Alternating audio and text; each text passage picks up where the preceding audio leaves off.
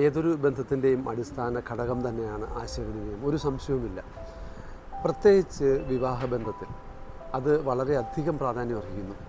വിവാഹബന്ധത്തെ വളർത്തുന്നതും തളർത്തുന്നതും ആശയവിനിമയം തന്നെയാണ്. ദാമ്പത്യത്തിലുണ്ടാകുന്ന പ്രശ്നവും പ്രശ്നപരിഹാരവും ഒരു ഉദാഹരണത്തിലൂടെ നമുക്ക് പറയാം. ഭർത്താവ് അല്ലെങ്കിൽ ഭാര്യ താമസിച്ചു വരുന്നു, പറയുന്ന സമയത്തിനേക്കാളും ലേറ്റായിട്ടെത്തുന്നു. അവിടെ ആ പ്രതികരണത്തിൽ ആണ് ബാക്കി കാര്യങ്ങളൊക്കെ ഇരിക്കുന്നത് അല്ലേ. പ്രതികരണം നമുക്ക് എങ്ങനെ വേണമെങ്കിൽ ചെയ്യാം. എപ്പോഴും താമസിച്ചു തന്നെയാണ് വരുന്നത് അല്ലേ, ഇന്നും താമസിച്ചു എന്നുള്ള ഡയലോഗിന് പകരം കുറച്ചധികം നേരമായിട്ട് ഞാൻ കാത്തിരിക്കുകയായിരുന്നു, വരാഞ്ഞപ്പോൾ ഞാൻ കുറച്ചുകൂടെ വിഷമിച്ചു, അല്ലെങ്കിൽ വരാഞ്ഞപ്പോൾ കുറച്ചുകൂടെ എനിക്ക് നിരാശ തോന്നി എന്നുള്ള ആ ഡയലോഗ്, ഈ രണ്ട് ഡയലോഗിലും കാര്യം ഒന്നു തന്നെയാണെങ്കിലും അത് പറയുന്ന രീതിയിൽ വ്യത്യാസമുണ്ട്. സോ കമ്മ്യൂണിക്കേഷനിൽ, ആശയവിനിമയത്തിൽ ഇങ്ങനെയുള്ള കാര്യങ്ങൾ ശ്രദ്ധിച്ചു കഴിഞ്ഞാൽ പലവിധമായിട്ടുള്ള ദുരനുഭവങ്ങൾ ഒഴിവാക്കാം. അതൊന്ന് ശ്രദ്ധിച്ചാൽ, ആശയവിനിമയത്തിൻ്റെ ചെറിയ ചെറിയ കാര്യങ്ങളൊന്ന് ശ്രദ്ധിച്ചാൽ ഒത്തിരി അപകടങ്ങൾ ഒഴിവാക്കാൻ സാധിക്കും. വിവാഹബന്ധത്തെ വിജയകരമായി മുന്നോട്ട് കൊണ്ടുപോകാനും വിവാഹബന്ധത്തെ പരാജയത്തിൻ്റെ പടുകുഴിയിലേക്ക് നയിക്കാനും ഈ ആശയവിനിമയത്തിന് സാധിക്കും. ദമ്പതികൾക്ക് ഇടയിലുള്ള ഒരു പാലമായിട്ട് നമുക്ക് ഈ ആശയവിനിമയത്തെ കരുതാം, ഒരു ബ്രിഡ്ജായിട്ട് കരുതാം. രണ്ട് പേര് തമ്മിൽ ബന്ധപ്പെടുന്ന ഈ പാലം, അതാണ് ആശയവിനിമയം. അത്രമേൽ പ്രാധാന്യമുണ്ട് ദമ്പതികളുടെ ഇടയിൽ ആശയവിനിമയത്തിന്. ആശയവിനിമയത്തെ നമ്മൾ പ്രധാനമായിട്ടും രണ്ടായിട്ട് തിരിക്കാം. ഒന്ന് വെർബൽ കമ്മ്യൂണിക്കേഷൻ, രണ്ട് non verbal communication. Verbal communication എന്നുദ്ദേശിക്കുന്നത് വാക്കുകൾ ഉപയോഗിച്ചുള്ള ആശയവിനിമയം. അത് പറയുന്നതാകാം, എഴുതുന്നതാകാം, അതാണ് വെർബൽ കമ്മ്യൂണിക്കേഷൻ. മറ്റൊന്നുള്ളത് നോൺ വെർബൽ കമ്മ്യൂണിക്കേഷനാണ്. ഒരുപക്ഷെ വെർബൽ കമ്മ്യൂണിക്കേഷനെക്കാട്ടിലും വളരെയധികം പ്രാധാന്യം ബന്ധങ്ങളിൽ കൽപ്പിക്കപ്പെടുന്നത് ഈ നോൺ വെർബൽ കമ്മ്യൂണിക്കേഷനാണ്. നോൺ വെർബൽ കമ്മ്യൂണിക്കേഷൻ എന്നുദ്ദേശിക്കുന്നത് നമ്മുടെ ഫേഷ്യൽ എക്സ്പ്രഷൻ, നമ്മുടെ ബോഡി ലാംഗ്വേജ്, ഇൻറ്റിമസി, പ്രോക്സിമിറ്റി, എങ്ങനെ നമ്മൾ ബിഹേവ് ചെയ്യുന്നു, ഇതെല്ലാം അതിനകത്ത് വരുന്നതാണ്. നോൺ വെർബൽ കമ്മ്യൂണിക്കേഷനകത്ത് നമ്മളുടെ വോയിസ്, അതിൻ്റെ വോയിസ് മോഡുലേഷനും വളരെ പ്രാധാന്യമർഹിക്കുന്ന ഒരു ഘടകം തന്നെയാണ്. ആശയവിനിമയത്തിൻ്റെ പ്രധാനപ്പെട്ട മറ്റൊരു ഘടകമെന്ന് പറയുന്നത് ദമ്പതികളുടെ ഇടയിൽ പ്രത്യേകിച്ച് പരസ്പരമുള്ള കുറ്റപ്പെടുത്തലാണ്. ബന്ധത്തെ വഷളാക്കുന്ന ഏറ്റവും പ്രധാനപ്പെട്ട ഒരു വില്ലനാണ് ഈ കുറ്റപ്പെടുത്തൽ. പലതരം നന്മകൾ കാണുന്നുണ്ടെങ്കിലും അറിയുന്നുണ്ടെങ്കിലും അനുഭവിക്കുന്നുണ്ടെങ്കിലും പലപ്പോഴും കുറ്റപ്പെടുത്താനുള്ളൊരു ടെൻഡൻസി, അത് പ്രത്യേകിച്ച് ചിലരിൽ വളരെയധികം വ്യാപകമായിട്ട് കാണാറുണ്ട്. ആ കുറ്റപ്പെടുത്തൽ എന്ന ആ സംഭവം, ആ ഒരു പ്രക്രിയ ഒന്ന് മയപ്പെടുത്തുകയാണെങ്കിൽ, ഒരു പക്ഷേ അതൊന്ന് ഒഴിവാക്കുകയാണെന്നുണ്ടെങ്കിൽ വളരെ വലിയ വ്യതിയാനങ്ങൾ ബന്ധങ്ങളിൽ കാണാൻ സാധിക്കും. ദാമ്പത്യ ജീവിതത്തിൽ ബന്ധത്തെ സ്വാധീനിക്കുന്ന മറ്റൊരു പ്രധാനപ്പെട്ട ഘടകമാണ് സൈലൻസ്, മൗനം. ചില അവസരങ്ങളിലുള്ള മൗനം ബന്ധത്തെ ഊഷ്മളമാക്കും. എന്നാൽ മറ്റു ചില അവസരങ്ങളാണെന്നുണ്ടെങ്കിൽ അത് ബന്ധത്തെ അലോസരപ്പെടുത്തുകയുള്ളൂ.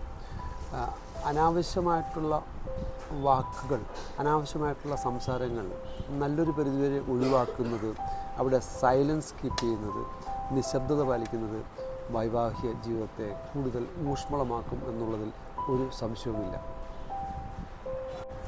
വിവാഹ ജീവിതത്തിൽ ആശയവിനിമയം മെച്ചപ്പെടുത്താൻ ചില കാര്യങ്ങൾ ശ്രദ്ധിച്ചാൽ സാധിക്കും. എന്തൊക്കെയാണെന്നുള്ളത് നോക്കാം. ഒന്ന്, ആക്റ്റീവ് ലിസണിങ്, സജീവമായി കേൾക്കുക. നമ്മൾ ആശയവിനിമയം നടത്തുമ്പോൾ വെറുതെ കേൾക്കുന്നതും പാസീവായിട്ട് കേൾക്കുന്നതും ആക്റ്റീവായിട്ട് കേൾക്കുന്നതും തമ്മിൽ വലിയ വ്യത്യാസമുണ്ട്. ഒരാളുടെ സംഭാഷണത്തെ നമ്മൾ പ്രോത്സാഹിപ്പിക്കുകയാണ് ആക്റ്റീവ് ലിസണിങ് ചെയ്യുന്നത്. ഒരാൾ പറയുന്നത് കേൾക്കുന്നതും കേട്ട് അയാൾ പറയുന്നതിനനുസരിച്ച് തല ആട്ടേണ്ട സാഹചര്യങ്ങൾ തലയാട്ടി, ചോദിക്കേണ്ട സാഹചര്യങ്ങൾ വീണ്ടും ചോദിച്ച്, അങ്ങനെ ഒരു ക്യൂരിയോസിറ്റിയോടുകൂടി നമ്മളിരിക്കുമ്പോൾ അത് പറയുന്ന ആൾക്ക് തീർച്ചയായിട്ടും ഒരു കാര്യം മനസ്സിലാവും, ഇദ്ദേഹം എന്നെ ശ്രവിക്കുന്നുണ്ട്, എന്നെ കേൾക്കാൻ എൻ്റെ മുന്നിലിരിക്കുന്ന ആൾ വളരെയധികം ശ്രമിക്കുന്നുണ്ട്. അത് ബന്ധങ്ങളെ മെച്ചപ്പെടുത്തുന്നതാണ്. അതിനെയാണ് ആക്റ്റീവ് ലിസണിങ് എന്ന് പറയുന്നത്. അപ്പോൾ നമ്മുടെ ബന്ധങ്ങളിൽ, വൈവാഹിക ബന്ധങ്ങളിൽ പാസീവ് ലിസണിങ് മാറ്റി ആക്റ്റീവ് ലിസണിങ് ആക്കുക. മൊബൈൽ എടുത്തിട്ട് നമ്മളിങ്ങനെ തോണ്ടിക്കൊണ്ട് പറഞ്ഞോളൂ, കേൾക്കുന്നുണ്ട് എന്ന രീതിയിൽ നമ്മളിരിക്കുമ്പോൾ തീർച്ചയായിട്ടും അത് പറയുന്ന ആൾക്ക് തീർച്ചയായിട്ടും മനസ്സിലാവും, എന്നെ അല്ല ഇദ്ദേഹം ശ്രദ്ധിക്കുന്നത്, ഞാൻ പറയുന്നതല്ല കേൾക്കുന്നത്, ശ്രദ്ധ മറ്റെന്തിലോ ആണ്. അപ്പോൾ ഒരാൾ എൻ്റെ അടുത്തൊരു കാര്യം പറയുമ്പോൾ തീർച്ചയായിട്ടും ഞാൻ അദ്ദേഹത്തിൻ്റെ കണ്ണുകളിലേക്ക് നോക്കി അദ്ദേഹം പറയുന്ന കാര്യങ്ങൾ കേട്ട് അതിൻ്റെ ബാക്കി ഭാഗം ചോദിച്ച് അങ്ങനെ പ്രോത്സാഹിപ്പിക്കുമ്പോൾ അതാണ് ആക്റ്റീവ് ലിസണിങ് വരുന്നത്. ദാമ്പത്യത്തിൽ ആക്റ്റീവ് ലിസണിങ് നമുക്ക് ആദ്യത്തെ പോയിൻ്റായിട്ട് പറയാം, ആശയവിനിമയം മെച്ചപ്പെടുത്താനായിട്ട്. രണ്ടാമത്തെ ഘടകം എന്ന് പറയുന്നത് തന്മയീഭാവം, എമ്പതി. നമ്മൾ സംസാരം ഒരാളുടേത് കേൾക്കുമ്പോൾ അത് ആ സംസാരിക്കുന്ന ആളോടൊരു എമ്പത്തറ്റിക് അപ്രോച്ച്, തന്മയീഭാവം, ഞാനാണ് അദ്ദേഹത്തിൻ്റെ സ്ഥാനത്ത് ഉണ്ടായിരുന്നതെങ്കിൽ, ഞാനാണ് ഈ കാര്യം പറയുന്നതെങ്കിൽ എന്ന രീതിയിൽ നമ്മൾ കാണുക, തന്മയീഭാവം. അങ്ങനെ ഉള്ള ഒരു അപ്രോച്ച്, അങ്ങനെയുള്ളൊരു സമീപനം തീർച്ചയായിട്ടും ദാമ്പത്യത്തെ കൂടുതൽ ഊഷ്മളമാക്കാൻ സഹായിക്കുന്ന ഒന്ന് തന്നെയാണ്.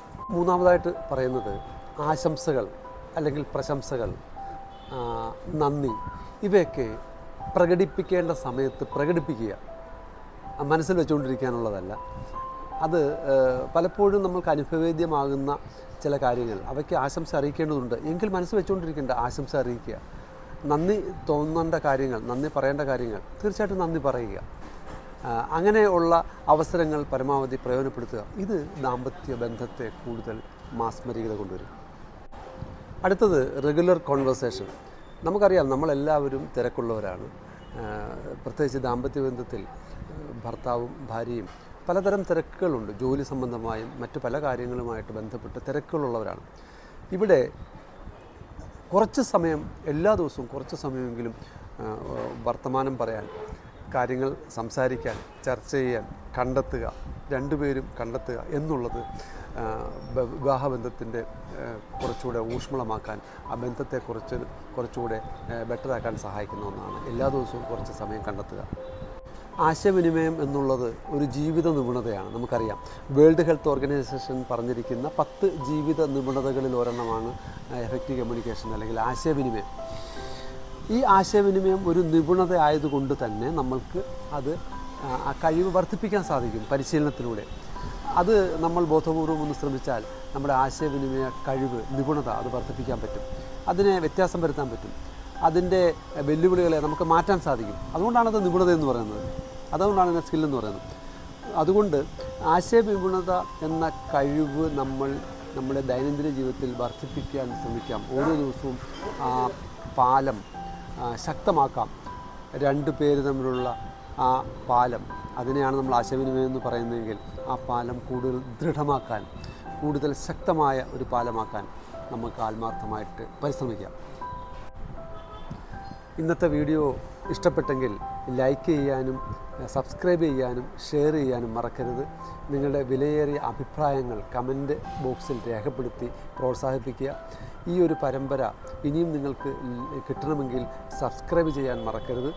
എല്ലാവർക്കും നന്ദി, നമസ്കാരം. See you again.